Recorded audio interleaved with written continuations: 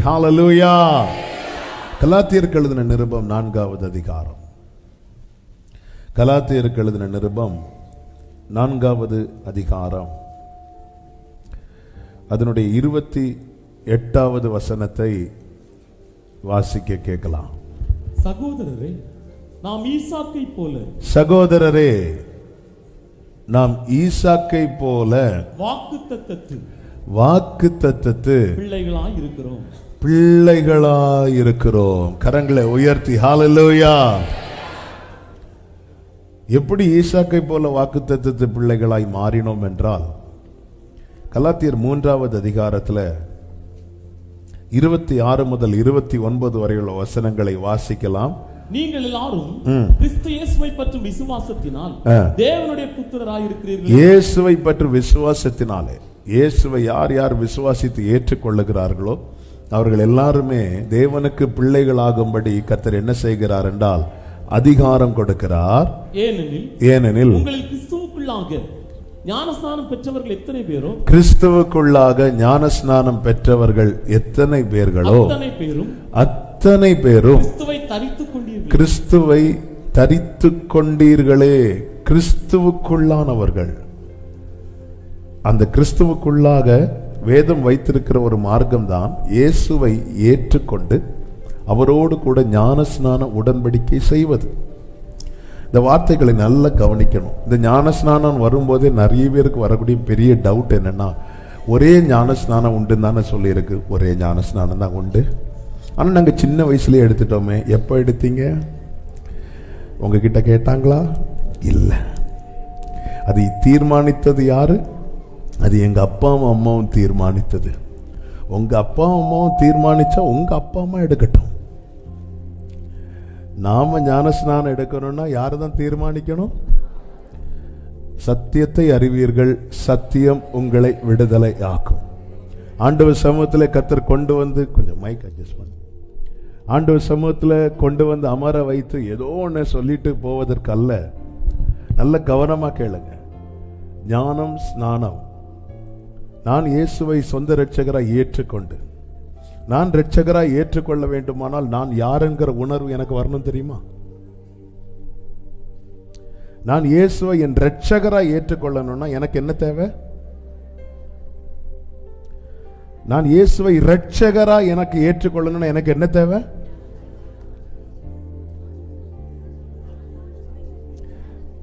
நான் இயேசுவை ஹெல்ப்பரா, உதவியாளரா ஏற்றுக்கொள்ளணும்னா எனக்கு என்ன தேவை? நான் ரட்சகரா ஏற்றுக்கொள்ளணும்னா எனக்கு என்ன தேவை? ரட்சிப்பு தேவை. எனக்கு ரட்சிப்பு தேவை என்று உணரும் போதுதான் நான் இயேசுவை யாராக ஏற்றுக்கொள்ளுகிறேன்? என் ரட்சகராக ஏற்றுக்கொள்ளுகிறேன். எனக்கு ரட்சிப்பு தேவை என்கிற உணர்வு வரணும்னா நான் யாருங்கிற உணர்வு எனக்கு வரணும். நான் பாவி என்கிற உணர்வு வராமல் நான் மனம் திரும்ப முடியாது. நான் பாவி என்கிற உணர்வு வரும்போதுதான் இயேசு எனக்கு இரட்சகர், எனக்கு ஒரு ரட்சிப்பு தேவை, எனக்கு ஒரு இரட்சகர் தேவை என்கிற ஏக்கமும் என்கிற உணர்வும் எனக்குள்ளே உண்டாகும். அப்பொழுதுதான் என்னுடைய கூப்பிடுதலும் என்னுடைய கதறுதலும் அதற்கு ஏற்றார் போல இருக்கும். நல்ல கவனமா கேளுங்க. ஆமென். அவர் இரட்சகர், உலகத்தின் பாவத்தை போக்குகிற இரட்சகர். அவர் மனுக்குலத்தின் பாவத்தை சுமந்து தீர்த்தார். ஆனால் அது யார் வாழ்க்கையில் அப்ளை ஆகுது அப்படின்னா, யார் அதை விசுவாசிக்கிறார்களோ. நான் பாவி என்கிற உணர்வு வரும்போது எனக்கு ஒரு தேவை வருது, எனக்கு ஒரு ரட்சிப்பு தேவை, எனக்கு ஒரு இரட்சகர் தேவை. ஆமென். அவர் இரட்சகர்.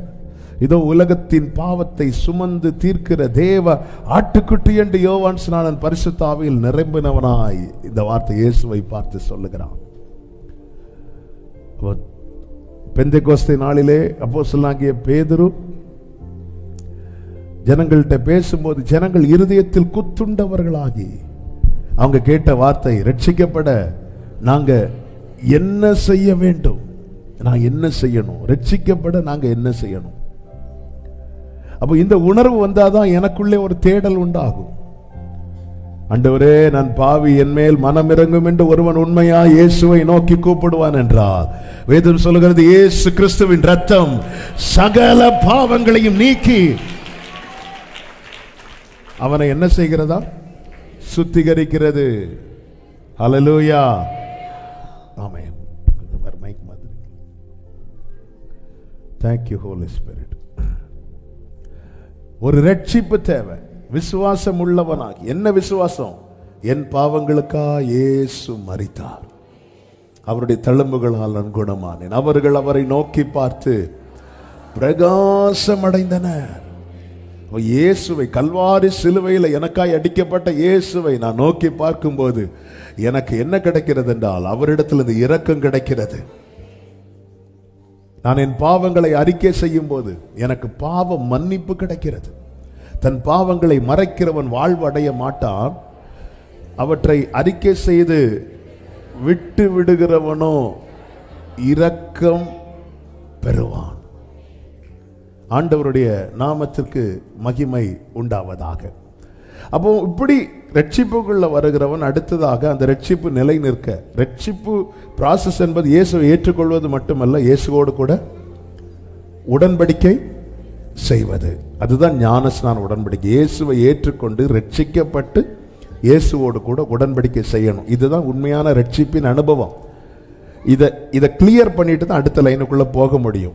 எனவே தான் என்னைக்குள்ள செய்தியை சொல்லும் போது அநேகர் பல இடங்களிலிருந்து வந்திருக்கிறீங்க, பல விதமான சூழ்நிலைகளில் வளர்க்கப்பட்டு வந்திருக்கிறீங்க, பல விதமான பாரம்பரியங்கள்லேருந்து வந்திருக்கிறீங்க. ஒருவேளை புதிதாய் கூட இங்கே நீங்கள் இன்னைக்கு வந்திருக்கலாம். இந்த வேதத்தில் உள்ள வாக்குத்தத்தங்களை சுதந்திரிக்கிறவர்களாய் மாறணும்னா நம்ம யாரா மாறணும் தெரியுமா? வாக்குத்தத்தத்து பிள்ளைகளாய் மாறணும்.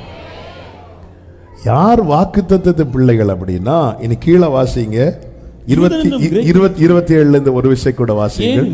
ஏனெனில் கிறிஸ்துவுக்குள்ளாக ஞானஸ்நானம் பெற்றவர்கள் எத்தனை பேர்களோ அத்தனை பேரும் கிறிஸ்துவை தரித்துக் கொண்டீர்களே. கிறிஸ்துவை தரித்துக் கொண்டீர்களே. அடுத்த வார்த்தை, யூதன் என்றும் கிரேக்கன் என்றும், யூதன் என்றும் கிரேக்கன் என்றும் இல்லை, அடிமை என்றும் சுயாதீனன் என்றும், அடிமை என்றும் சுயாதீனன் என்றும் இல்லை, ஆண் என்றும் பெண் என்றும் இல்லை, ஆண் என்றும் பெண் என்றும் இல்லை, நீங்கள் எல்லாரும் கிறிஸ்து இயேசுவுக்குள் ஒன்றாயிருக்கிறீர்கள். அடுத்த வசனம், நீங்கள் கிறிஸ்துவின் உடையவர்களானால் ஆபிரகாமின் சந்ததியாராயும் வாக்குத்தத்தத்தின்படியே சுதந்திரராயும் இருக்கிறீர்கள். சுதந்திரராயும் இருக்கிறீர்கள். கவனிச்சீங்களா? கிறிஸ்துவின் உடையவர்கள் தான் ஆபிரகாமின் சந்ததி. ஈசாக்கு யாரு? ஆபிரகாமின் சந்ததி. அப்ப ஈசாக்கை போல நம் வாக்குத்தத்தத்து பிள்ளைகள் அப்படின்னா நம்ம யாரா மாறணும் அப்படின்னு தெரியுமா? கிறிஸ்துவின் உடையவர்களாய் மாறணும். இன்னும் இந்த ரட்சிப்பின் அனுபவம் பெறாமல் யாராவது இருக்கிறீங்கன்னா நீங்க கவனம் செலுத்த வேண்டியது அதுல தான். நிறைய வாக்கு தத்தங்கள் இருக்கு. ஆண்டவர் எனக்கு இப்படி சொல்லி இருக்கிறார், அப்படி சொல்லி இருக்கிறார், அப்படி சொல்லி இருக்கிறார். ரைட், பிள்ளைங்க தானங்க சுதந்திரிக்க முடியும். ஏன் இத்தனை காலம் கேட்டும் அது நாங்க இல்லைங்க. ரட்சிக்கப்பட்டு ஆண்டவராகிய இயேசு கிறிஸ்து காண்பித்த மார்க்கத்தின்படி பிதா குமாரன் பரிசுத்த ஆவியானவருடைய நாமத்தினாலே ஒருவன் மூழ்கி ஞானஸ்நானம் எடுக்கும் போது அவன் யாராய் மாறுகிறான் என்றால், நல்ல கேளுங்க, கிறிஸ்துவின் உடையவனாய் மாறுகிறான். கிறிஸ்துவின் உடையவனாய் ஒருவன் மாறும்போது அவன் யாராக ஆட் ஆகிறான் தெரியுமா? ஆபிரகாமுடைய சந்ததி. ஆபிரகாமுடைய சந்ததியை ஒருத்தன் வந்துட்டானாலே அவன் வாக்குத்தத்தத்தின்படி சுதந்திரராயிருக்கிறான். அவன் தான் சுதந்திரவாளி. இன்னும் இயேசு கிறிஸ்துவை சொந்த ரட்சகராய் ஏற்றுக்கொண்டு, இயேசு கிறிஸ்து அவர் சமாதான காரணர், சமாதான கர்த்தர் எல்லாம் நமக்கு தெரியும், பாடுறோம். ஆனா நான் ரட்சகரை ஏற்றுக்கொள்ளணும்னா நான் என் நிலை உணர்ந்து என் பாவத்தை அறிக்கை செய்து அவற்றை விட்டு விட்டு அவருடைய இரக்கத்துக்காய் கேட்கும் போது இயேசுவின் ரத்தம் என் சகல பாவங்களை நீக்கி என்னை சுத்திகரிக்கும். அப்படி சுத்த மனசாட்சி அவர் கொடுக்கிறார். அந்த சுத்த மனசாட்சியோடு இப்பொழுது நாம் இயேசுவோடு கூட என்ன செய்கிறோம்? அந்த நல் மனசாட்சியின் உடன்படிக்கை செய்கிறோம். அதுதான் ஞான ஸ்நானம். இந்த உடன்படிக்கைக்கு உட்படாதவர்கள் கிறிஸ்துவினுடையவர்கள் கிடையாது. கிறிஸ்துவினுடையவர்களாய் மாறாமல் இந்த வாக்குத்தத்தத்தை சுதந்தரிக்க முடியாது. இந்த பகல் வேளையிலே பேசும்படி பரிசுத்த ஆவியானவர் தெளிவாய் இருதயத்தில் தந்த வார்த்தை இது ஆனதுனால இங்க இருக்கிற அநேகரோடு கர்த்தர் ஆங்காங்கே இருந்து கவனிக்கிற ஒவ்வொருவரோடு கர்த்தர் பேசிக் கொண்டிருக்கிறார். ஆமென். இந்த வேதத்தின் மகத்துவத்தை கர்த்தர் எழுதி கொடுத்திருப்பது நாம் கற்றுக்கொண்டு போவதற்கு மாத்திரமல்ல, அது நாம் சுதந்தரிப்பதற்காகவும். ஆமென். இப்ப கிறிஸ்துவினுடையவர்களாய் மாறியாச்சு. இங்க இருக்கிற அநேகர் மாறி இருக்கிறீங்க, சிலர் மாறுவதற்காக ஆயத்தமாகி கொண்டிருக்கிறீர்கள். அப்ப அடுத்த கேள்வி, நான் தான் மாறியாச்சுல, அப்புறம் ஏன் இன்னும் என்னால் சுதந்தரிக்க முடியவில்லை? இது அடுத்த ஒரு பெரிய கேள்வி. இப்பொழுது நான் செய்திக்குள்ளே போக விரும்புகிறேன். நன்றாக கவனமாய் கேளுங்கள். நீங்கள் கிறிஸ்துவினுடையவர்களானால், அந்த 29 ஒரு விஷயம் கூட வாசிங்கள். நீங்கள் கிறிஸ்துவின் உடையவர்களானால், கிறிஸ்துவின் உடையவர்களானால் ஆபிரகாமின் சந்ததியாராயும், ஆபிரகாமின் சந்ததியாராயும், வாக்குத்தத்தத்தின்படியே சுதந்தரராயும் இருக்கிறீர்கள். அப்படியே 4:1 வாங்க. பின்னும் நான் சொல்லுகிறது என்னவெனில், சுதந்தரவாளியானவன் எல்லாவற்றிற்கும் எஜமானாயிருந்தும் அவன் சிறு பிள்ளையாயிருக்கும் காலமளவும் அவனுக்கும் அடிமையானவனுக்கும் வித்தியாசம் இல்லை. கவனிச்சீங்களா? இப்ப பிள்ளை ஆயிட்டோம். எங்க ஒரு பெரிய பண்ணையாருக்கு ஒரு பையன் பிறந்துட்டான் அப்படின்னாலே எல்லாரும் எப்படி பார்ப்பாங்க? அடுத்த சத்தமா சொல்லுங்க, அடுத்த வாரிசு அப்படிதான் பார்ப்பாங்க. அடுத்த வாரிசுன்னு சொல்லிட்டு எல்லா சொத்து பத்திரத்தையும் கொண்டு அவன் கையில கொடுத்துருவாங்களா? இல்ல. பின்னும் நான் சொல்லுகிறது என்னவெனில், சுதந்திரவாளியானவன், அடுத்து இவன் தான் வரப்போறான், அடுத்து இவ தான் வரப்போறா, எல்லாம் தெரிந்தும் அவன் சிறு பிள்ளையாயிருக்கும் காலமளவும் அவனுக்கும் அடிமையானவனுக்கும் வித்தியாசமே இல்லை. அதன் அர்த்தம் என்ன? நீ வளர்றது வரைக்கும் ஆண்டவர் அடிமையா இருந்த காலத்துல எப்படி இருந்தேனோ, பிள்ளையா இருக்கிற காலத்திலே அப்படித்தானே இருக்கிறேன் என்கிற கேள்விதான் இன்னைக்கு அனைவருக்குள்ள இருக்கிறது. நான் ரட்சிக்கப்படுவதற்கு முன்னே எப்படி இருந்தேனோ, ரட்சிக்கப்பட்ட பிறகு என் வாழ்க்கை அப்படித்தானே இருக்கிறது. முன்னே உண்மை அறியாத காலத்தில் நான் எப்படி இருந்தேனோ, எப்படி கஷ்டப்பட்டேனோ, எப்படி நெருக்கப்பட்டேனோ, எவ்வளவு ஸ்ட்ரகிள் பண்றேனோ, அப்படிதானே ஆண்டவரே இன்னைக்கு நான் பிள்ளை ஆனதுக்கு அப்புறமும், உண்மை சொந்த ரட்சகரை ஏற்றுக்கொண்டதுக்கு அப்புறமும், உம்மோடு உடன்படிக்கை செய்த பிற்பாடும் என் வாழ்க்கை அப்படித்தானே இருக்கிறது. என்ன மாற்றம்? இன்னைக்கு அநேகர் என்ன பார்த்து கேட்கிற கேள்வி இதுதானே, நீ சர்ச்சுக்கு போறதுக்கு முன்னாடி எப்படி இருந்தியோ அதை விட மோசமா தானே இருக்கிற. நீ ஆண்டவர் ஏற்றுக்கொள்வதற்கு முன்னாக எப்படி இருந்தியோ, ஏற்றுக்கொண்ட பிறகு அப்படித்தானே இருக்கிறாய். நீ ஞானஸ்நானம் பெறுவதற்கு முன்னாடி எப்படி இருந்தியோ, ஞானஸ்நானம் பெற்ற பிறகு எல்லாம் மாறும் நினைச்சு. சில ஞானஸ்நானம் பெறுறது எதுக்கு அப்படின்னா, என் வீட்டில் இருக்கிற தரித்திரமே. ஆமென். சிலர் இந்த கல்யாணம் பண்றது மாதிரி, எதுக்குங்க கல்யாணம் பண்றீங்க? அது எனக்கு ஒரு குடும்பத்தை கட்டணும். அப்படி இல்லை. எதுக்கு? அங்க டவுரி நிறைய தரதா? எனக்கு கல்யாணம் பண்ற ஐடியாவே இல்லை பிரதர். அப்புறம் அவங்க ஏதோ ஒரு 2 ஏக்கர் நிலமும் ஒரு வீடும் ஒரு காரும், அதனால ஒரு நிறைய பேர் ஞானஸ்நானம் எடுக்கிறது அப்படித்தானே. ஞானஸ்நானம் எடுக்கலன்னா வீட்டில் சாபம் வந்துடும். உடனே போய் தண்ணியில் ஒரே சாடு, அவ்வளவுதான். ஏங்க அது உடன்படிக்கைங்க. ஞானஸ்நானம் எடுக்கலைன்னா இந்த வியாதி தொடருமா? ஞானஸ்நானம் எடுத்து முங்குனா வியாதி அப்படியே உள்ளே போயிடும். அப்புறம் பாஸ்டரை பிடிச்சிடும். விசுவாசம் உள்ளவன் ஆகி ஞானஸ்நானம் பெறுகிறவன் எவனோ அவன் ரட்சிக்கப்படுவான். விசுவாசம் உள்ளவன் ஆகி ஞானஸ்நானம் பெறுகிறவன் எவனோ அவன் ரட்சிக்கப்படுவான். இன்னைக்கு நம்ம என்னன்னா, முங்கி எழும்பினதும் வீடு அப்படியே ஓலை வீடு அப்படியே பங்களாவா மாறிடணும். ஏன்னா பழையன ஒளிந்தன எல்லாம் புதிதாயின. எதுக்கு ஞானஸ்நானம் எடுக்கிறோம்? நான் கிறிஸ்துவினுடையவனாய் மாற. நான் எதுக்கு ஞானஸ்நானம் எடுக்கிறோம்? சரி, ஞானஸ்நானம் எடுத்துட்டு வந்து பார்த்தா தெளிவாய் பைபிள் நமக்கு டீச் பண்ணுகிறது. சுதந்திரவாளியானவன் எல்லாவற்றுக்கும் எஜமான். நீ எஜமான் தான், நீ தான் ஆள போகிறாய், நீ தான் சுதந்திரிக்க போகிறாய். ஆனால் அவன் சிறு பிள்ளையாய் இருக்கும் காலம் அளவும் அவனுக்கும் அடிமையானவனுக்கும் வித்தியாசம் இல்லை.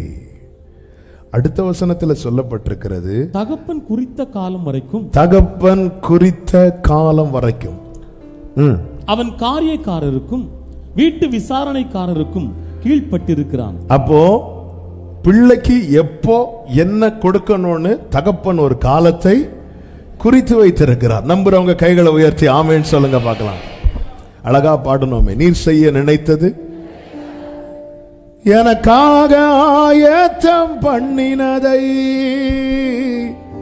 பாடுங்க. ஆமென். எனக்காக ஆயத்தம் பண்ணினதை ஆமென் என் கண்ணால் காண செய்வி. அப்போ நல்ல கவனிங்க, நேரம் இல்லை, நமக்கு நிறைய பேச வேண்டி இருக்கிறது.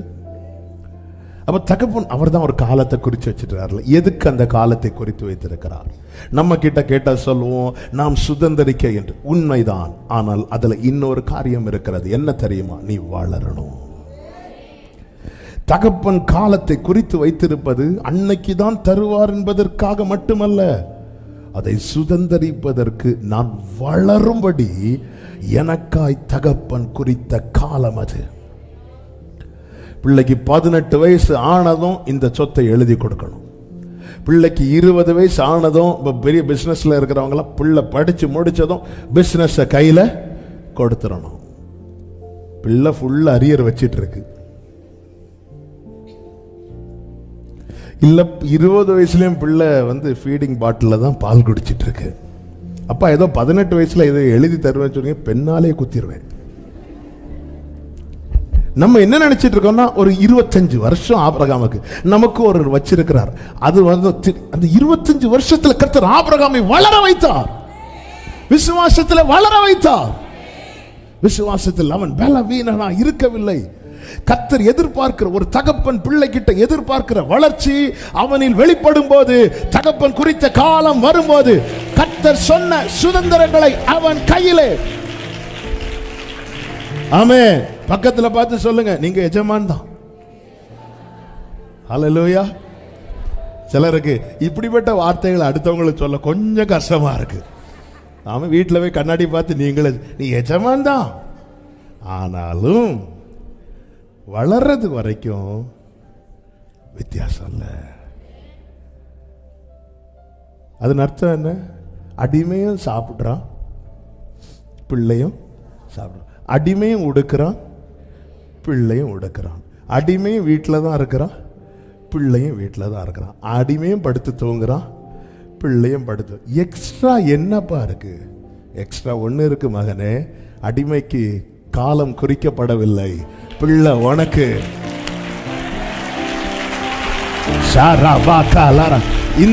இந்த பகல் வேளையில எத்தனை பேருக்கு சொல்ல முடியும், நான் அடிமை அல்ல, நான் அவருடைய பிள்ளை?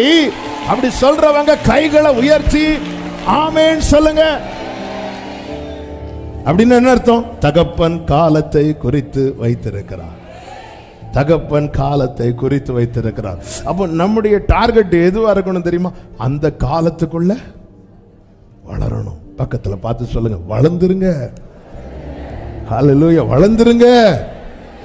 அப்படி சொல்றதை விட வளருவோம்னு சொல்லுங்க, வளருவோம். ஹல்லேலூயா. எதிர்காலம் நமக்குண்டு, எதற்கும் பயமில்லை. நமக்குண்டு எதற்கும் பயமில்லை. அதிகாரம்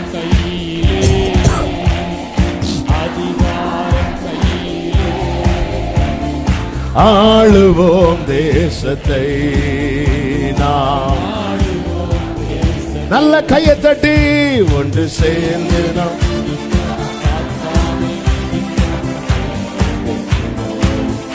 ஆமென்.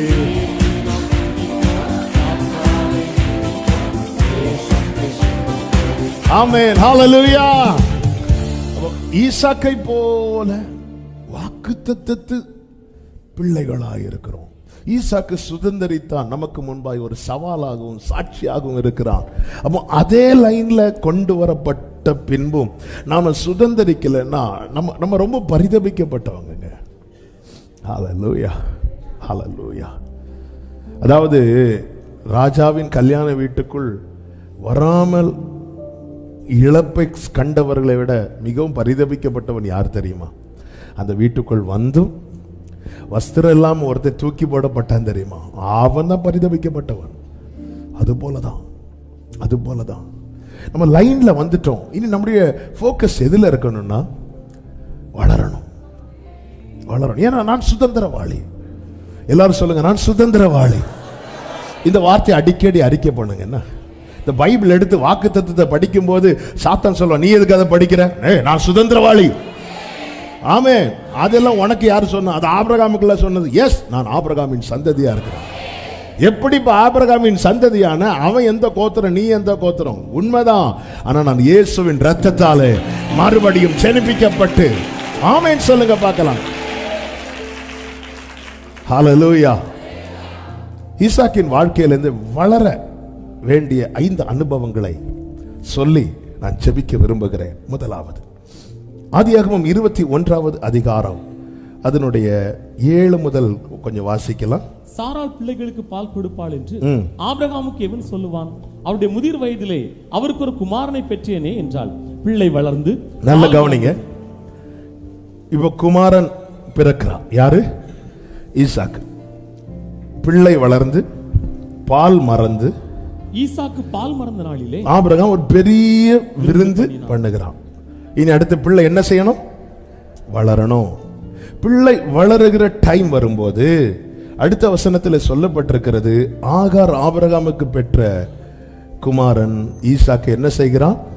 பரியாசம் பண்ணுகிறதை சாராள் கண்டு ஆபிரகாமை நோக்கி, இந்த அடிமை பெண்ணையும் அவள் மகனையும் புறம்பே தள்ளும். இந்த அடிமை பெண்ணின் மகன் என் குமாரனாகிய ஈசாக்கோடே சுதந்திரவாளியாய் இருப்பது இல்லை என்றான். இதை கேட்டதும் ஆபிரகாமுக்கு இந்த காரியம் எப்படி இருந்ததா? மிகவும் துக்கமாயிருந்தது. அப்பொழுது தேவன் ஆபிரகாமை நோக்கி சொல்லுகிறார், இந்த காரியத்தை குறித்து சொல்லப்பட்டது உனக்கு துக்கமாய் இருக்க வேண்டாம் அப்படிங்கிறார். வளர்றதுக்கு ஒரு முக்கியமான காரியத்தை செய்ய வேண்டி இருக்கிறது. என்ன தெரியுமா? இங்கே ஈசாக்கு வளர, ஈசாக்கு சுதந்திரிக்க சாராள் சொல்றாங்க, இந்த அடிமை பெண்ணையும் அவள் குமாரனையும் புறம்பே தள்ளும். நமக்கு இது படிக்கும்போது கொஞ்சம் கஷ்டமா இருக்கும். ஆபிரகாமுக்கு துக்கமா இருந்தது போல நமக்கு. ஆனா இந்த வசனத்தை அப்படியே புதிய ஏற்பாட்டில் எப்படி எழுதி இருக்கிறது தெரியுமா? 4வது அதிகாரம் அதனுடைய 28 முதல் வாசியுங்கள். கலாத்தியர் 4:28 முதல். சகோதரரே, நாம் ஈசாக்கை போல வாக்குத்தத்தத்து பிள்ளைகளாய் இருக்கிறோம். ஆகிலும், இந்த வார்த்தை கவனிங்க, ஆகிலும் மாம்சத்தின்படி பிறந்தவன் ஆவியின்படி பிறந்தவனை அப்பொழுது துன்பப்படுத்தினது போல நடந்து வருகிறது, இப்பொழுதும் நடந்து வருகிறது. அதை குறித்து வேதம் என்ன சொல்லுகிறது? அதை குறித்து சாராள் என்ன சொல்லுகிறாள் என்று சொல்லவில்லை. ஹலோ, அதை குறித்து சாராள் என்ன சொல்லுகிறாள் என்று சொல்லவில்லை. அதை குறித்து வேதம் என்ன சொல்லுகிறது? அடிமையானவளின் மகன் சுயாதீனம் உள்ளவளுடைய குமாரனோட சுதந்திரவாளியா இருப்பது இல்லை. ஆகையால் அடிமையானவளையும் அவளுடைய மகனையும் புறம்பே தள்ளு என்று சாராள் சொன்னாள் என்று சொல்லவில்லை. பைபிள் சொல்லுகிறது. வளர்ச்சிக்கு ஒரு தேவ பிள்ளை மிகவும் கவனம் செலுத்த வேண்டிய காரியம் என்ன தெரியுமா? மாம்சத்தின்படி பிறக்கிறது ஆவியின்படி பிறக்கிறதுக்கு எதிராக இருக்கும். நமக்கு யுத்த மாம்சத்தோடு இரத்தத்தோடு அல்ல, நான் ஆவிக்குரிய கண்ணோட்டத்தோடு இதை சொல்ல விரும்புகிறேன். இந்த மாம்ச கிரியைகள் வெளியரங்கமாயின. இவைகளை புறம்பே தள்ளவில்லை என்றால் சுதந்திரவாளியாய் இருக்க முடியாது அல்லது அனுபவிக்க முடியாது.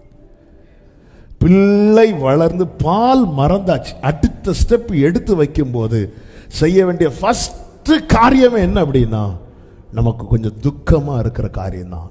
சில காரியத்தை மஸ்டா அவாய்ட் பண்ண வேண்டியது அவசியமா இருக்கிறது. மஸ்டா. அது வரைக்கும் இஸ்மவேலோடு தான் விளையாடிட்டு இருக்கிறாங்க. இல்ல அந்த அடிமைப்படுத்துகிற எந்த காரியமானாலும் அதை நீ புறம்பே தள்ளு. வளர்ச்சியின் அடுத்த நிலைக்கு கொண்டு போக தேவன் அனுமதிக்கிற அந்த ப்ராசஸ் இருக்குல்ல, அது நமக்கு துக்கமாய் தான் இருக்கும். ஆனால் அதுல நம்ம இடம் கொடாமல் துக்கமா இருக்கட்டும் இருக்கட்டும்னா ஆபிரகாமே ஈசாக்கால சுதந்திரிக்க முடியாது. நம்ம நினைக்கிறது சாராள் பண்ணாங்க, அது சாராள் பண்ணல, அது கர்த்தர் பண்ணினது. இந்த வேதம் சாராளுடைய வார்த்தை அல்ல, இது கர்த்தருடைய வார்த்தை. நம்முடைய வாழ்க்கையில சில காரியங்களை ஆண்டவர் சொல்லுவார். ஓகே, பால் குடிக்கிறது வரைக்கும் பிரச்சனை இல்லை, ஏன்னா பிள்ளை இல்ல. பால் குடிக்கிறது வரைக்கும் பிரச்சனை இல்லை. இப்ப பிள்ளை வளர்ந்து பால் மறந்தது. இப்ப நன்மை எது, தீமை எது, நல்லது எது, கெட்டது எது, ஜீவன் எது, மரணம் எது, ஆசீர்வாதம் எது, சாபம் எது என்கிற அறிவு இப்பொழுது உண்டாகிறது. இந்த இடத்துல தான் என்ன ப்ராசஸ் நடக்குன்னா, அந்த அடிமையானவளையும் அவள் குமாரனையும் புறம்பே தள்ளு. ஆண்டவரே, இது இவ்வளவு நாள் கூட இருந்ததாச்சே. இல்ல இல்ல இல்ல, இது துக்கப்படாத. இதுல நீ துக்கப்பட்டேன்னா நாளைக்கு உன்னுடைய இழப்பு என்பது பெரிய இழப்பா இருக்கும். இந்த காரியத்தில் நீ துக்கப்பட்டுட்டேனா, இந்த விஷயத்தில் நீ துக்கப்பட்டுட்டேனா, அதனாலதான் ரட்சிப்பை குறித்து கவலைப்படும் பைபிள்ல சொல்லுது. ஆமே, இது ஐயோ நடக்க கூடாது. ஆண்டவரே இடைப்படுகிறார். கர்த்தர் ஆபிரகாம் போய் ஆண்டவர்கிட்ட கேட்கல, ஆண்டவரே சாராள் இப்படி சொல்றாங்க, இல்ல, ஆண்டவரே வாலண்டியரா இன்வால்வ் ஆகிறார். கர்த்தர் ஆபிரகாமை நோக்கி, நீ துக்கப்படாத, நீ அனுப்பி விட்டுரு, அப்புறப்படுத்தணும். லாபான் வீட்டிலிருந்து யாக்கோபு புறப்படாமல் அவன் இஸ்ரவேலாய் மாற முடியாது. இந்த உணர்வு யாக்கோபுக்கு இல்லாம இருந்துச்சு. ஆண்டவருடைய ஆசீர்வாதத்தை மட்டும் பெற்றுட்டு இருக்கிற ஆண்டவர் பார்த்தார், சில பெயின்ஃபுல் ப்ராசஸ அனுமதிக்காம இவன் வாழ்க்கையில மாற்றம் நடக்காது என்பதை அறிந்து வேதம் சொல்லுகிறது, ஒரு நாள் பார்க்கிறான், லாபானின் முகம் வேறுபட்டுச்சு. நேத்து வர சிரிச்சிட்டு மருமோனே பிரைஸ் தி லார்ட் சொன்னவர் இன்னைக்கு காலையில ஒரு பார்வையை பார்க்கிறாரு. அவ்வளவுதான், முடியல, நேரா போயிட்டாரு. உங்க அப்பா என்ன ஒரு மாதிரி, நான் எங்க அப்பா வீட்டுக்கு போறேன், நீ போற வழியில தான் அந்த யாக்கோபுக்கு ஒரு வளர்ச்சி உண்டானது. அந்த வளர்ச்சியின் பெயர் தான் இஸ்ரவேல். சில பெயின்ஃபுல்லா தான் இருக்கும் ப்ராசஸ். ஆனா ஒண்ணு புரிஞ்சுக்கோங்க, அவர் மனசுல இருக்கிறதெல்லாம் யார் தெரியுமா? அவர் என்ன பார்க்கிறது அடிமையாய் அல்ல, அவர் என்னை பார்க்கிறது சுதந்திரவாளியாய். இதோ நானும் கர்த்தர் எனக்கு கொடுத்த பிள்ளைகளும் அடையாளங்களாகவும் அற்புதங்களாகவும் இருக்கிறோம். நீங்க நல்லா புரிஞ்சுக்கோங்க. இங்க ஆபிரகாமுக்கு துக்கமா இருந்ததும் யார்? கர்த்தர் வந்து உடனே பேசுகிறார், நீ துக்கமா இருக்காத. லாபானுடைய முகம் மாறினது யார் வந்து யாக்கோபிட்ட பேசுறாங்க பாருங்க. 31 ஆதியாகமம் 2-3 வாசிங்க. லாபானின் முகத்தை யாக்கோபு பார்த்தபோது அது நேற்று முந்தைய நாள் இருந்தது போல் இராமல். அது நேற்று முந்தைய நாள் இருந்தது போல இராமல். அப்போ முந்தானத்து வர பிரச்சனை இல்லை, நேற்று முந்தைய நாள் இருந்தது போல இராமல் வேறுபட்டிருக்கிறதை கண்டான். கர்த்தர் யாக்கோபை நோக்கி. உடனே யார் தான் பேசுறாங்க? நல்லா புரிஞ்சுக்கோங்க. நம்ம எதிர்பாராத சில சூழ்நிலை வரும்போது உடனே கர்த்தருடைய வார்த்தை நமக்கு வருதுனாலே கர்த்தர் நம்மை அடுத்த நிலைக்கு கொண்டு போகிறார் என்று அர்த்தம். நம்ம எதிர்பாராத சூழ்நிலை இங்க இந்த இடத்துல யாக்கோபு வார்த்தைக்காய் தேடல, கர்த்தர் வார்த்தையை கொண்டு வந்து கொடுக்கிறார். நம்ம அன்எக்ஸ்பெக்டட், எதிர்பார்க்கவே இல்லை. முந்தானத்து வர நல்லா தான் இருந்துச்சு, முந்தானத்து வர ஒரு ப்ராப்ளம் இல்லை. எதிர்பாராத ஒரு சூழ்நிலை, எதிர்பாராத சூழ்நிலை. யாக்கோபு நினைச்சிருப்பாரா? கூடார வாசி சின்ன வயசுல இருந்து ஒரு நாளாவது அண்ணன்ட்ட கேட்டானா யாக்கோபு, அண்ணன் என்னையும் வேட்டையை கூட்டிட்டு போங்கன்னு கேட்டானா? இல்லை. ஏன் கேட்கல? அவனுக்கு வீட்டை விட்டு வெளியே போகக்கூடாது, கூடாரவாசி. அப்படி இருக்கையில் தான் ஒரு நாள் ஈசாக்கும் ஒய்ஃப் பேர் என்ன, ஈசாக்கும் ரெபேக்காலும் கூப்பிட்டு சொல்றாங்க, மகனே இப்போ இருப்பா. எதிர்பார்க்கவே இல்லை. அவன் போறான், கல் எடுத்து வச்சு படுக்கும்போது யார் வந்து பேசினாங்க தெரியுமா? கர்த்தர். ஏன்? இவன் அடுத்த நிலைக்கு கொண்டு போகணும். வாழ்க்கையில எதிர்பாராத திருப்பங்கள், எதிர்பாராத சிலருடைய முகம் அப்படியே மாறும். நமக்கு எதிர்பாராத காரியங்கள் வரும்போது ஒரு ரட்சிக்கப்பட்ட, ஒரு பிரித்தெடுக்கப்பட்ட, ஒரு சுதந்திரவாளியான ஒரு தேவ பிள்ளை புரிஞ்சுக்கணும், நான் வளரும்படி கர்த்தர் என்னை அடுத்த நிலைக்கு ஆமென் சொல்றவங்க.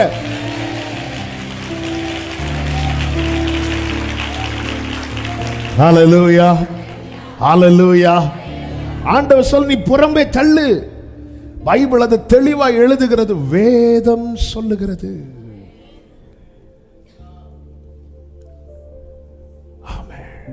நான் சுதந்திரவாளி. நான் அடிமையாயிருக்கும் காலத்தில் என்னில் வெளிப்பட்ட காரியங்கள் நான் சுதந்திரவாளி ஆன பிறகும் வெளிப்படுகிறது என்றால் அது ஒன்று தெளிவாய் தெரிகிறது, நான் இன்னும் வளரவில்லை, அவைகள் என்னை வளர விடாது. பிரியமானவர்களே, நம்ம பல மணிக்கு ஜெபம் பண்றோம். ஜெபம் பண்ணதுக்கு அப்புறம் என்ன பேசுறோம்?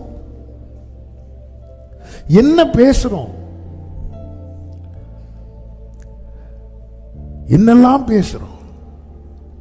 வேதம் தெளிவாய் நமக்கு காண்பிக்கிறது. 1 பேதுரு 2வது அதிகாரம் 1-2 வசனங்களிலே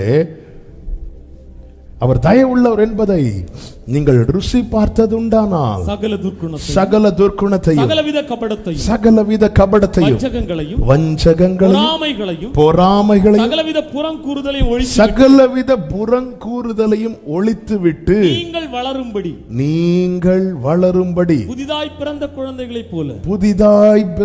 குழந்தைகளைப் போல திருவசனமாகிய ஞானப்பாலின் மேல் வாஞ்சி. அப்ப வளரதுக்கு தடையா இருக்கிறவைகள் அவைகள். ஒரு விஷயம் கூட வாசிங்க, சகல துர்க்குணம், கபடம், வஞ்சகம், பொறாமை. புறங்கூறுதல் என்ன தெரியுமா? புறங்கூறுதல்னா ஒன்று உண்மைக்கு மாறானத ஒருத்தங்களை பத்தி பேசுறது, அல்லது ஒரு ஆளை கெடுத்து பேசுறது. இதான் புறங்கூறுதல், கெடுத்து பேசுறது.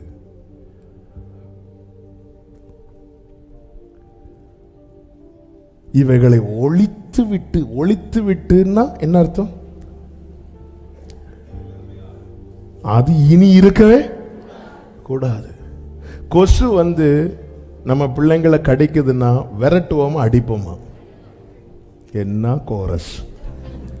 ஆமே. புருஷன் மேல இருந்தா புருஷனையும் சேர்த்து அடிப்போம், பிள்ளை மேல இருந்தா கொசுவை மட்டும். ஒழிக்க வேண்டியதை விரட்ட மாட்டோம், ஒழிக்க வேண்டியதை அழிப்போம். நம்ம அடிக்கிறதே மட்டாயா தண்டிப்போம். போ கொசு அப்படியா சொல்லுவோம். அடிக்கிற அடியில அதுக்கு 1000 தலைமுறைக்கு ரத்தம் அதுக்குள்ள இருந்து வெளியே வரும். பைபிள்ல ஒரு காரியத்தை ஒழித்து விடுன்னு சொல்லுதுன்னு வைங்களேன், அதுல நம்முடைய கவனத்தை ரொம்ப வைக்கணும். ஏன்னா அது ரொம்ப டேஞ்சரான காரியம். அது இருக்கக்கூடாது. அது ஒழித்து விடு. அதை ஒழிக்கலைன்னா இன்னைக்கு நிறைய பேர் அநேக காரியத்திலிருந்து கிறிஸ்தவர்கள், விசேஷமா தேவ பிள்ளைங்க விடுபட்டுறாங்க. ஆனா இப்படிப்பட்ட சில காரியங்கள், பொறாமை, வஞ்சகம், கபடம், புறங்கூறுதல், நேரா பார்த்து பிரைஸ்லாட் சொல்லிட்டு பின்னாடி பார்த்து அவங்களுக்கு விரோதமான பேச்சு. ஆண்டவர் சொல்ற இந்த காரியம் உனக்கு துக்கமா இருக்க வேண்டாம். என்னண்டவர், நான் எவ்வளவு ஜெபம் பண்றேன், நீ ஜெபம் பண்றப்பா, ஜெபம் பண்ணி ஆமீன் போட்டதுக்கு அப்புறம் நான் இருந்து கேட்டுட்டு இருக்கிறது உனக்கு தெரிய மாட்டேங்குது. நம்ம என்ன இன்னைக்கு ஆமீன் போட்டது ஆண்டவர் ரிசீவர வச்சிருவார். இந்த போன்ல எல்லாம் சிலர் இந்த டிவில வரும்ல, பிரைஸ் லார்ட் சிஸ்டர், உங்களுக்கு என்ன ஓகே ஜெபம் பண்ணுமா, ஆமேன். உடனே இப்பொழுது அடுத்த காலர்.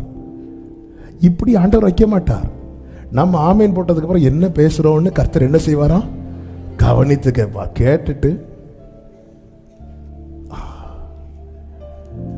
ஏங்க பால் குடிக்கிறது வரைக்கும் உன்னை வளர்ந்தாச்சு, நீ வளர்ந்துட்ட, நம்ம என்ன பேசுறோம், என்ன நினைக்கிறோம், ஒருவருடைய வளர்ச்சியை பார்த்து நமக்குள்ள பொறாமை வருதா, கபடம் இருக்கா, துர்க்குணங்கள், இதெல்லாம் அடிமையா இருந்த காலத்தில் இருந்தவைகள் அல்லவா?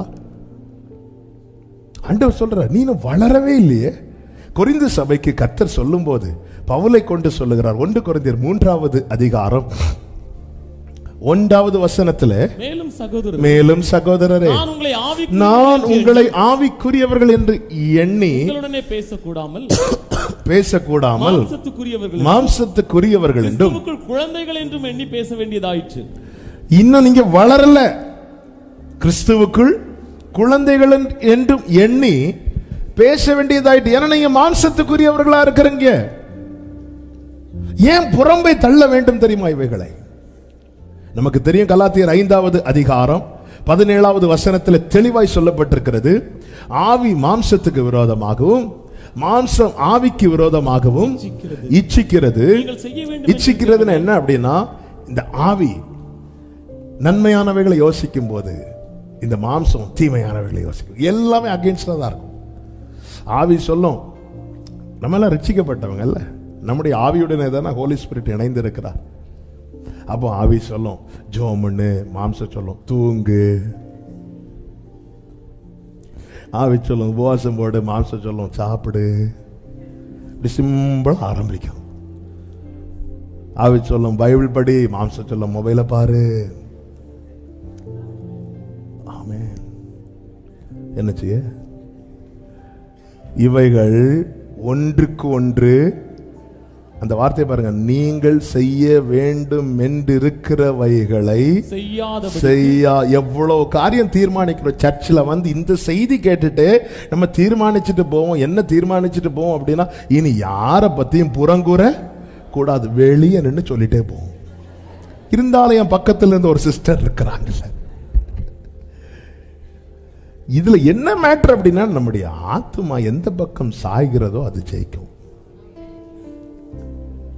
எந்த பக்கம் சாய்கிறோமோ, நமக்குள்ளதாங்க 2 பிளேயர் இருந்து விளையாடிட்டு இருக்கிறாங்க. நம்ம எந்த பக்கம் நிக்கிறோமோ அவங்கள ஜெயிக்க வைக்கிறோம். நாம எந்த பக்கம் நிக்கிறோம், அதனால அவருடைய ஆளுகை ரொம்ப முக்கியம். நீங்கள் செய்ய வேண்டும் என்றிருக்கிறவைகளை. அப்போ நான் இந்த வருஷம் ஆரம்பத்திலேருந்து நல்ல பைபிள் படிக்கணும்னு நினைச்சேன். ஆனா இதுவரை முடிக்கல அப்படின்னாலே என்ன டாமினேட் பண்றது மண்ணு. மண்ணு மாம்சம் எது? மண்ணு. சாத்தானுக்கு ஆகாரம் எது? மண்ணு. அப்படி நினைச்சேன், இப்படி நினைச்சேன், இல்ல. அப்ப நான் இந்த இடத்துல தான் எனக்கு என்ன தேவை அப்படின்னா, அவருடைய சத்தம். அவர் சொல்லுவார், இதுல துக்கப்படாத, தூக்கி போட்டு தூக்கி போட்டு. ஆபிரகாம் அடுத்த நாள் வாரம், என்ன டெசிஷனுங்க அது?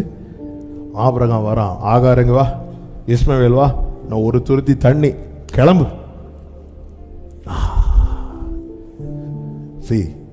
அப்போ ஆண்டவரே சில காரியங்களை என்னால் விட முடியல, நான் அக்செப்ட் பண்ணணும்.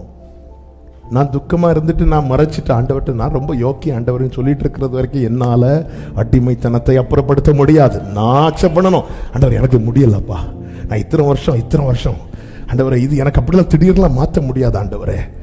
நான் ஆபிரகாம் துக்கமா இருந்தான், ஆண்டவரே எனக்கு முடியல. அப்போ ஆண்டவர் சொல்வார், அதுல துக்கப்படாத.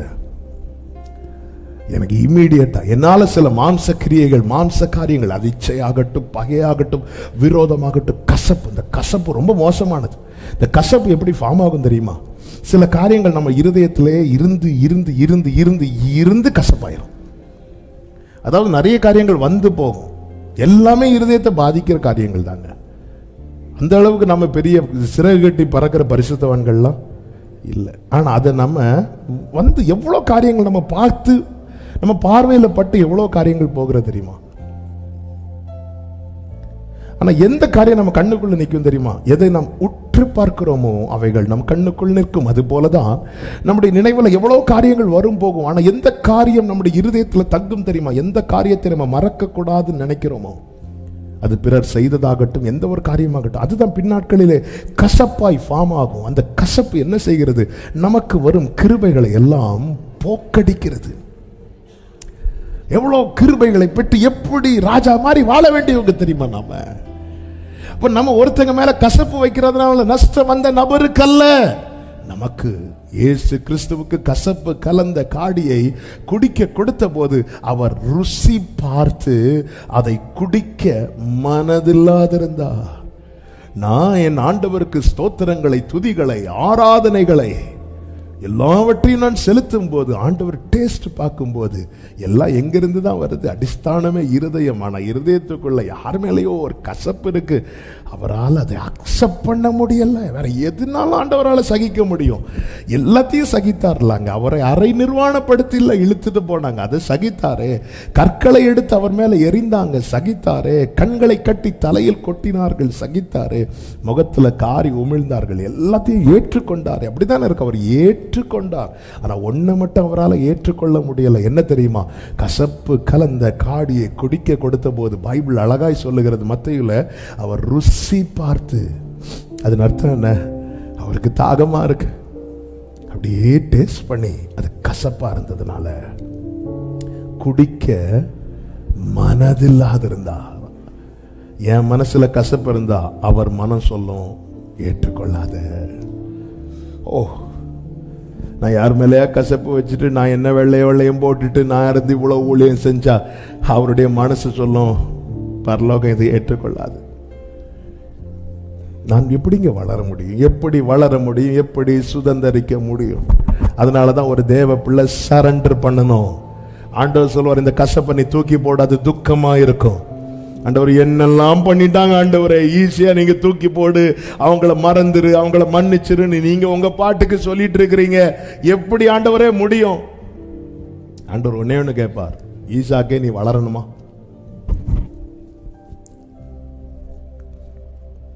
நீ வளராம சுதந்திரிக்க முடியாது. கொஞ்சம் யோசித்து பாருங்க.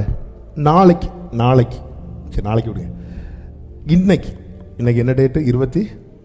இந்த நாள் தகப்பன் குறித்த காலம்னு வச்சுக்கோங்களேன். ரட்சிக்கப்பட்ட நாள்ல இருந்து இன்னைக்கு தகப்பன் குறித்த காலம்னு வச்சுக்கோங்களேன். இன்னைக்கு நம்மளால சுதந்திரிக்க முடியலன்னா எப்படிங்க இருக்கும்? அப்ப நான் இவ்வளவு நாள் காத்திருந்து வேஸ்ட் தானே?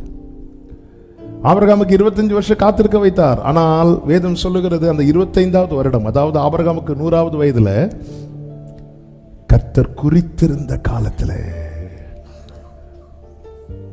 என்ன வார்த்தைங்க! அப்ப அந்த 1 இயர் தாண்டிட்டு வைங்களா, அந்த 1 இயர் தாண்டிட்டு, அப்ப இந்த 25 இயர்ஸ் காத்திருந்து, ஆண்டவரே நீங்க ஒரு காலத்தை குறிச்சிருக்கிறீங்க, அதுக்குள்ள நான் வளரணும். நான் வளர எதை அப்புறப்படுத்த வேண்டுமோ அதை அப்புறப்படுத்துறதுக்கான கிருபையையும் உணர்வுள்ள இருதயத்தையும் எனக்கு தாங்கப்பா. பைபிள்ல படிச்சா பைபிள்ல இதை அப்புறப்படுத்துன்னு சொல்லுது. அதனால நான் ஒன்னு தீர்மானிச்சிட்டேன். என்ன தீர்மானிச்சிட்டேன்? பைபிள் அப்புறப்படுத்தி வச்சுட்டேன். ஏன்னா பைபிள் தானே சொல்லுது அப்புறப்படுத்துன்னு. பைபிள் அப்புறப்படுத்தினா நிறைய பேர் நம்ம பைபிளை தானே மூடுறோம். நமக்கு நம்மளை பாதிக்கிற மாதிரி வசனம் வந்தோன்னா இன்னைக்கு ஒரு பிரசன்ஸே இல்லை. நம்ம திறந்த உடனே திகையாது, கலங்காது. நீ பால் குடிச்சு வளர்ந்துட்ட. தகப்பன் குறிக்கும் காலம் எவ்வளவு எதிர்பார்ப்போடுங்க, எவ்வளவு எதிர்பார்ப்போடு. ஹல்லேலூயா. இப்பெல்லாம் அப்படி இல்லை.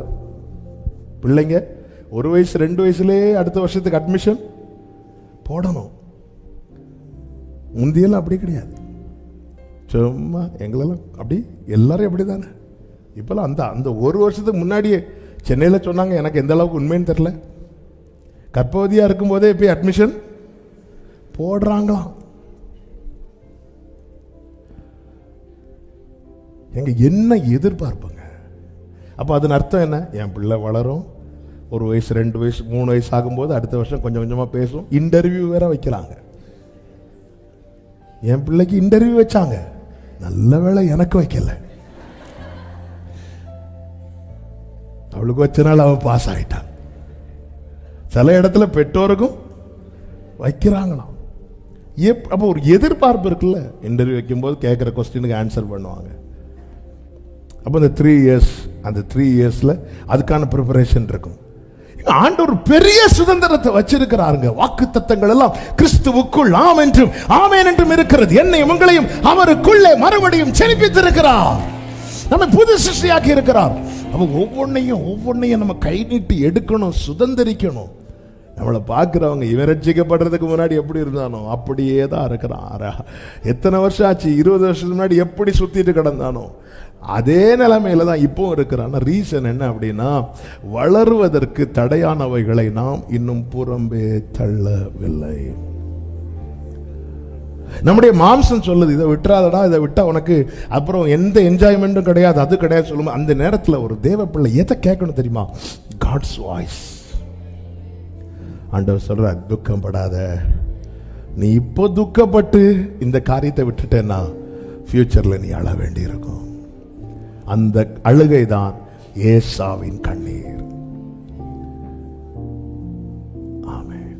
அப்புறப்படுத்து, வளர முடியும். அப்புறப்படுத்த வேண்டியவர்களை நேரம் போறதுனால அடுத்த 4 பாயிண்ட் டச் பண்ணிட்டு நான் செபிக்க விரும்புகிறேன். 1, அப்புறப்படுத்து. இல்லை என்றால் நம்ம செய்ய வேண்டும் என்று இருக்கிறவைகளை செய்ய விடாது. எப்படி செய்ய விடாது? இந்த சம்பவத்தை வச்சே சொல்றேன். ஈசாக்க இஸ்மவேல் என்ன பண்றான் தெரியுமா? பரியாசம் பண்ணினான். இந்த மாம்ச கிரியை இப்படிதான். நீ எல்லாம் இதையும் பண்ணுவ, அதையும் பண்ணுவியா? இப்படியும் சொல்லிட்டு இப்படியும் சொல்லுவியா? வீட்டில் அவ்வளவு அநியாய பாஷை, உள்ள வந்து அந்நிய பாஷையா? அதுவே பரியாசம் பண்ண நம்மளை. உள்ள இருந்துட்டு ஐயோ எனக்கு ஒண்ணுமே ஓட மாட்டேங்குது. ஆண்டவர் சொல்றார், இங்க பாரு, நீ வளர ஆரம்பிச்சிட்ட, போட்டுரு. இது துக்கமா இருக்கு. ஆண்டவர் துக்கமா இருக்கு, நெஞ்சு பிடிக்காத. ஈசாக்கு வளர முடியாது, சுதந்திரிக்க முடியாது. இந்த நாள்ல ஆண்டவருடைய கிருபையை கேளுங்க. ஆண்டவரே, என்னுடைய பின்னாட்களை பாதிக்கிற எந்த காரியமா இருந்தாலும் சரி, அதை அப்புறப்படுத்த எனக்கு கிருபை தாரும், கிருபை தாரும், கிருபை தாரும், கிருபை தாரும், கிருபை தாரும். 21வது அதிகாரத்தில் அப்புறப்படுத்த வைக்கிறார். 22வது அதிகாரத்தில் ஈசாக்கை அர்ப்பணிக்க வைக்கிறார். சுதந்திரிக்கிறவன் வாழ்க்கையில செய்ய வேண்டிய அடுத்த பிரதான காரியம் என்ன தெரியுமா? அர்ப்பணிக்கணும். நல்ல கவனிங்க, அப்புறப்படுத்தாம அர்ப்பணிக்க முடியாது. அர்ப்பணிப்பை தேவன் அங்கீகரிக்கிறதே இஸ்மவேல் அப்புறப்படுத்தின பிறகுதான். பிள்ளை வளர்ந்தாச்சில பலிபீடத்துல கொண்டு வை ஆண்டவர் சொன்னாரா? இல்ல, இஸ்மவேலை அப்புறப்படுத்தின பிறகு.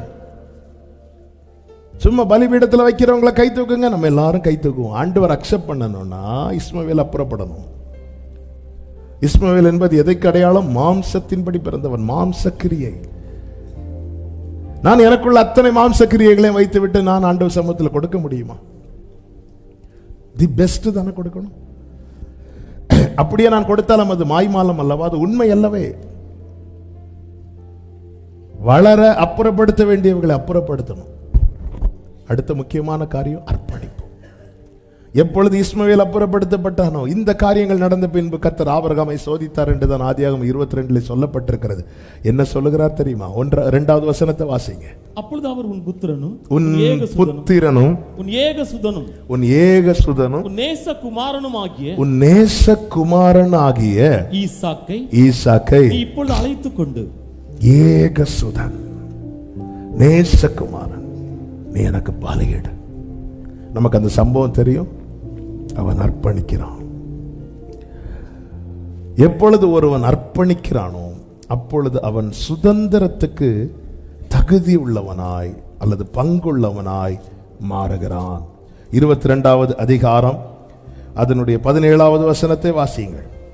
நான் உன்னை ஆசீர்வதிக்கவே ஆசீர்வதித்து உன் சந்ததியை வானத்து நட்சத்திரங்களைப் போலவும் கடற்கரை மணலைப் போலவும் பெருகவே பெருக பண்ணுவேன் என்றும். அடுத்த வார்த்தை, உன் சந்ததியார் தங்கள் சத்துருக்களின் வாசல்களை சுதந்தரித்துக் கொள்வார்கள். அவன் பலமுள்ளவனாய் மாறுகிறான். நல்ல கவனிங்க, அப்புறப்படுத்தாமல் அர்ப்பணிக்க முடியாது, அர்ப்பணிக்காமல் பலமுள்ளவர்களாய் மாற முடியாது. சுதந்தரிக்கணும்னா நம்ம பலப்படணும், பலப்படணும். அவன் பலமுள்ளவனாய் மாறுகிறான். 1 அப்புறப்படுத்து, 2 அர்ப்பணித்து விடு, 3 அடங்கியிரு. 26:6 வாசிங்க. ஈசாக்கு கேராரிலே குடியிருந்தான். அந்த சம்பவம் நமக்கு தெரியும். பஞ்சம் வந்தபோது எல்லாரும் எகிப்துக்கு போறாங்க. கர்த்தர் சொல்லுகிறார், நீ எகிப்துக்கு போகாமல் நான் சொல்லும் தேசத்திலே, 2வது வசனம், நான் உனக்கு சொல்லும் தேசத்திலே குடியிரு அப்படிங்கிறார். இங்கே உட்கார் அப்படிங்கிறார். 6வது வசனத்திலே சொல்லப்பட்டிருக்கிறது, ஈசாக்கு கேரார் ஊரிலே குடியிருந்தான். நல்ல கவனிங்க, அடங்கி இருக்கிறவனுக்கு அறுவடை உண்டு. ஆமென் சொல்லுங்க பார்க்கலாம். அடங்கி இருக்கிறவனுக்கு அறுவடை உண்டு. இந்த இடத்துல ஈசாக்கு, பொதுவாகவே நம்ம என்ன செய்வோங்க, எல்லாரும் சந்திக்கிற மாதிரி ஒரு பிரச்சனை வருதுன்னு வைங்களேன், நம்ம எல்லாரும் என்ன பண்ணுவோம், எல்லாரும் என்ன பண்றாங்கன்னு தானே பார்ப்போம், அதன் வழியா போவோம். ஆனால் அர்ப்பணித்த ஒரு தேவ பிள்ளை மற்றவங்க என்ன பண்றாங்கன்னு பார்க்க கூடாது, அவர் என்ன பண்ண போறாருன்னு பார்க்கணும். ஆண்டவர் சொல்ற, நீ இரு, நீ அங்க போகாத, எகிப்துக்கு போகாமல் நான் உனக்கு சொல்லும் தேசத்துல குடியிரு. அந்த இடத்துல அவன் குடியிருந்தான். 12வது வசனத்தை வாசியுங்கள். ஈசாக்கு அந்த தேசத்தில் விதை விதைத்தான். கர்த்தர் அவனை ஆசீர்வதித்ததினால் அந்த வருஷத்தில் 100 மடங்கு பலன் அடைந்தான். கைகளை உயர்த்தி ஆமென் சொல்லுங்க பார்க்கலாம். அடங்கி இருக்கிறவனுக்கு ஆண்டவர் சமூகத்தில், ஆண்டவருடைய வார்த்தைக்கு முன்பதாக அடங்கி இருக்கிறவனுக்கு அறுவடை உண்டு. எல்லாம் எனக்கு எக்ஸ்பிளைன் பண்ணணும்னு ஆசை, ஆனால் டைம் இல்லை, டைம் ஆயிட்டு. 2 வார்த்தையை சொல்லி நான் செபிக்க போகிறேன். 1 அப்புறப்படுத்து, 2 அர்ப்பணித்து விடு, 3 4வது அமைதியாயிரு. எங்க அமைதியா இருக்கணும்? அடுத்து நீங்க கவனிச்சீங்கன்னா தெரியும், 14 முதல் கீழே வர படிச்சீங்கன்னா எல்லாரும் அவன் மேல பொறாம கொண்டு அவனுக்கு அகைன்ஸ்டா வேலை பார்க்க ஆரம்பிக்கிறாங்க. இந்த இடத்துல ஈசாக்கு உண்மையிலே செய்தது என்ன அப்படி தெரியுமா? அமைதியா இருந்தான். யாருக்கிட்டையாவது பேசினானா, சண்டைக்கு போனானா? ஒரு பிரச்சனையில ஒருவன் அமைதியா இருக்கிறான் என்றால் அவன் வளர்ந்துட்டான் அர்த்தம். ஒருத்தன் வளர்ந்துட்டான் கன்ஃபார்ம் ஆயிட்டுனா ரெகோபோத் வந்துட்டுன்னு அர்த்தம். பிரச்சனை இல்லை. ஹல்லேலூயா. ஒருத்தர் இப்படி சொன்னார், அவர்கிட்ட ஒரு சண்டை வந்ததும், இரு, என் வெள்ளை சட்டையை மாத்திட்டு வரேன். அதாவது என் வெள்ளை சட்டை என்ன செய்தான், தடுக்குதான். சில சொல்லுவாங்க, இன்னைக்கு ஞாயிற்றுக்கிழமை ஆயிட்டு, இன்னைக்கு மட்டும் இன்னைக்கு திருவிருந்துக்கு போயிட்டு வரனால என் அப்ப இன்னும் கொஞ்சம் வாயில் இருக்கு, நாளைக்கு இருக்கணும். நான் வளரலன்னு அர்த்தம். வாக்குவாதங்கள் பண்ணுகிறோம் என்றால் வளரல. வளராம எப்படிங்க? இந்த ரெகோபோத் ஈசாக்குக்கு தெரியவே தெரியாது. ஏன் தெரியாது? தேவனே, உமக்கு காத்திருக்கிறவர்களுக்கு நீர் உண்டு பண்ணி வைத்தவைகளை ஒரு கண்ணும் காணவில்லை, ஒரு காதும் கேட்கவில்லை. அப்போ தேவன் என்ன அடங்கி இருக்க வைக்கிறாருனால இன்னொன்னு ஆயத்தமாக்கிட்டு இருக்கிறான்னு அர்த்தம். அப்போ என் கையற்ற தூரத்தில் ரெகோபோத் இருக்கிறது. அப்போ இந்த இடத்துல ஒரு டெஸ்ட் இருக்கிறது. கேரார் ஒரு மேய்ப்பர் வந்து பிரச்சனை பண்றாங்க, பெலிஸ்தியர் வந்து பொறாமை கொண்டு பிரச்சனை பண்ணுகிறாங்க, அபிமெலேக்கு வந்து பிரச்சனை பண்றான். இந்த இடத்துல எல்லாம் ஈசாக்கு அமைதியா இருந்தான். அப்படி அமைதியா இருந்ததுனால 22வது வசனத்தில் சொல்லப்பட்டிருக்கிறது, பின்பு அவ்விடம் விட்டு பெயர்ந்து போய் வேறொரு துறவை வெட்டினான். அதை குறித்து அவர்கள் வாக்குவாதம் பண்ணவில்லை. ஆமென், ஆமென். கவனிச்சிங்களா? எங்க ஸ்டாப் பண்ணணும்னு கர்த்தருக்கு தெரியும். இன்னைக்கு உங்களோடு விரோதமா எழும்புறவங்க, பிரச்சனை பண்றவங்கள எந்த இடத்துல ஸ்டாப் பண்ண வைக்கணும்னு கர்த்தருக்கு தெரியும். வேதம் சொல்லுகிறது, நாம் தேசத்தில் பழகும்படி கர்த்தர் நமக்கு இடத்தை உண்டாக்குவார் என்றல்ல, உண்டாக்கினார் என்று சொல்லி அதற்கு ரெகோபோத். அப்போ இங்கே அமைதியா இருக்க காரணம் என்ன? காரணம் என்னன்னா, ஆரம்பத்தில் செஞ்ச வேலை என்ன செஞ்சார்? ஆரம்பத்தில் அப்புறப்படுத்தினா. இப்ப அப்புறப்படுத்தலைன்னா எங்க அண்ணன் இஸ்மவேலை கூட்டிட்டு வார ஆளு தெரியும்ல, நம்ம எல்லாம் அப்படிதானே. யாராவது வந்தா, ஹலோ அண்ணன் இஸ்மவேல், இங்க பிரச்சனை, வாங்க அண்ணே. ஈசாக்கு அப்புறப்படுத்தினார். இல்லைன்னா மாமா முகத்தை மாத்தினா அண்ணன் ஏசாவுக்கு போன் வரும். அண்ணன் தூரத்துல இருந்து முகத்திலேயே வில்லடிச்சிருப்பான். இல்ல, எப்படிங்க ஏன் அமைதியாக முடியல நமக்கு? நாங்கெல்லாம் அர்ப்பணிச்சோம், அப்புறப்படுத்த வேண்டியவைகளை அப்புறப்படுத்தாமல் அர்ப்பணித்து விட்டோம். நல்லா புரிஞ்சுக்கோங்க, இதுவரை இல்லாத வாக்குவாதம் இப்ப வருதுனாலே வாக்கு தத்தம் வரப்போகுதுன்னு அர்த்தம். வாக்கு தத்தம் என் கையற்ற தூரத்தில் வந்ததின் அடையாளம் சில வாக்குவாதங்கள் எனக்கு விரோதமாக எழும்புகிறது. வாக்கு தத்தம் இல்லாதவன் வாக்குவாதம் செய்வான், வாக்கு தத்தம் உள்ளவன். பக்கத்துல பார்த்து சொல்லுங்க, கொஞ்சம் அமைதியா இருங்க. ரெகோபோத் வரப்போகுது. ரெகோபோத் ரெடி ஆயிட்டு இருக்கு. ரெகோபோத் ரெடி ஆயிட்டு இருக்கு. அதனாலதான் தாவீது சொல்லுகிறார், நான் நலம் புலம் பேசாமல் மௌனமா. கொஞ்சம் பெயின்ஃபுல்லா தான் இருக்கும். ஆனா ஒரு கட்டத்துல நீங்க மட்டும் என்ட்ராவீங்க இந்த ரெகோபோத்துக்குள்ள. பொறாமை கொண்டவன் லைனுக்கு வெளியே தான் இருப்பான். ஆமா, உங்களை துரத்துனவங்க லைனுக்கு வெளியே தான் இருப்பாங்க. எத்தனை பேர் ஆமென் சொல்றீங்க? சத்ருவின் கால் அதை மிதிப்பதில்லை. அமைதியாரு. அடுத்த வார்த்தை, அவன் அங்கே இருந்து பெயர் சபாவுக்கு போனான். எதற்கு தெரியுமா? 22 சொல்லப்பட்டிருக்கிறது, கர்த்தருடைய நாமத்தை தொழுது கொண்டு அங்கே தன் கூடாரத்தை போட்டான். க்ளோரி. அப்புறப்படுத்து, அர்ப்பணித்து விடு, அடங்கியிரு, அமைதியாயிரு. 5வது, ஆராதனை செய். நீ ஆராதனை செஞ்சா, ஒருவனுடைய வழிகள் கர்த்தருக்கு பிரியமா இருந்தால் அவன் சத்துருக்களும் அவனோடு சமாதானமாகும்படி செய்வார். இங்க ஈசாக்கு ஆராதனை செய்த போது யார் யார் எதிராக இருந்தார்களோ அத்தனை பேரும் ஈசாக்கின் இடத்துல வந்து நிற்கிறார்கள். உம்மோடு கூட கர்த்தர் இருக்கிறார். 28வது வசனத்தை வாசிங்க. அதற்கு அவர்கள், நிச்சயமாய் கர்த்தர் உம்மோடே கூட இருக்கிறார், உம்மோடே கூட இருக்கிறார் என்று கண்டோம். கைகளை உயர்த்தி ஆமென் சொல்லுங்க பார்க்கலாம். ஈசாக்கே, நீ வளர்ந்துட்டேனா? நீ வளர்ந்துட்டேனா? உன் கூட கர்த்தர் இருக்கிறார் என்பதை சத்துருக்கள் என்ன செய்வார்களாம்? காண்பார்கள். எத்தனை பேர் இந்த ஆராதனை வேளையில, ஆண்டவரே, இன்னைக்கு நிறைய பேர் சுத்தி என்னெல்லாமோ சொல்றாங்க, செய்யறாங்க. அவங்க ஒரு விஷயம் பார்க்கட்டும், என்ன என் கூட நீங்க இருக்கிறது.